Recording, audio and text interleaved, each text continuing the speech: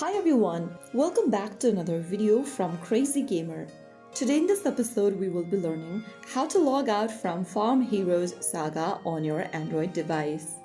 If you want to quickly and safely log out of Farm Heroes Saga, then first of all, open the Farm Heroes Saga game on your Android device, and from the main map section of the game, go ahead and tap on the gear button at the top left. Now in the expanded menu, click on My Profile. Once you open up the My Profile page, you will see a logout button at the very bottom of the screen. Simply tap on that. Now confirm that you want to log out by clicking Logout, and you'll be able to sign out or log out of your account.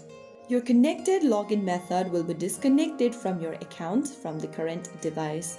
Now if you want to log in, you can go ahead and continue with Facebook or log in with email associated with your King account and get access back to your Farm Heroes Saga game.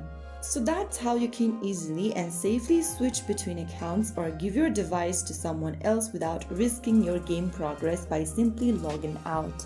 If you found the video helpful, don't forget to like, share and subscribe to the channel. I will be back again in the next video. Thank you for watching.